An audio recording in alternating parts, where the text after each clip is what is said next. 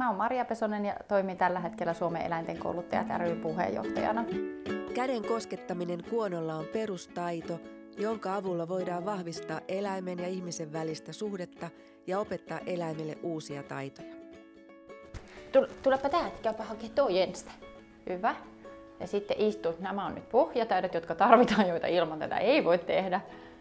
Eläimen palkkaamisessa kannattaa käyttää jotain ehdollista vahvistetta. Ja mitä tämä sana tarkoittaa, niin se on käytännössä se, että meillä on joku tämmöinen oikea palkka, joka voi olla luu tai nami, mutta sitä ennen tulee merkki siitä, että mikä kohta kaikesta siitä käytöksestä oli oikein. Ja se voi olla naksutin, jolla naksautetaan just ennen palkkaa, tai se voi olla yes-sana, joka on nopea, tarkka, hyvä, tai sitten se voi olla tämmöinen tosi paljon rauhallisempi, semmoinen esimerkiksi hyvä.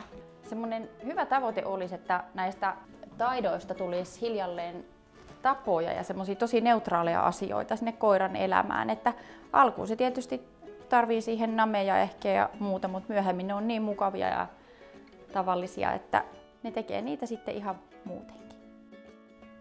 Yes.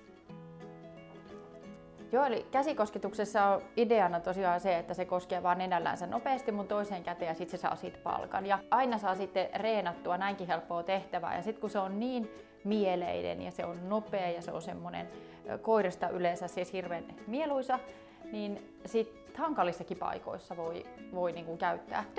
Yksi hyvä merkki siitä, että se eläin haluaa tehdä edelleenkin meidän kanssa jotain asioita, on se, että se tulee luokse. Yes. Niin siitä yleensä tietää, että okei, nyt kuitenkin meillä on semmoinen pohja, että tätä reeniä voidaan tehdä niin, että se on niin kuin iloisesti mukana. Näiden välineiden, pantojen ja valjaiden ja muiden laitossa kannattaa sitten hyödyntää niitä valmiita taitoja, mitä ollaan jo aiemmin opetettu, niitä pohjataitoja. Tuupa tänne vaan seisoo. Hyvä.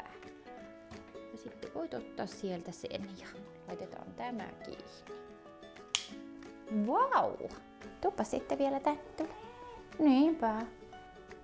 Yleensä kun kissat on muutenkin semmoisia puskevaisia, niin tää ei välttämättä niinku tuntumana tuota mitään ongelmaa se, että ne laittaa jostain päänsä.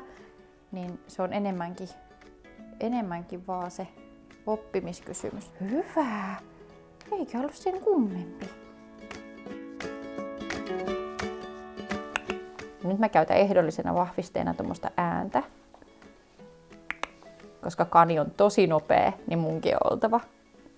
Näillä kaneilla niin kuin olisi tosi hyvä, että se luoksetulo olisi olemassa jostain sanasta tai äänestä. Ja että sitä vahvistettaisiin niin, että kun ne tulee, niin se palkka on semmoinen pitkäkestoinen. Eli siitä saa sitten vähän aikaa. Et esimerkiksi voi jatkaa käsikosketusta tai muuta.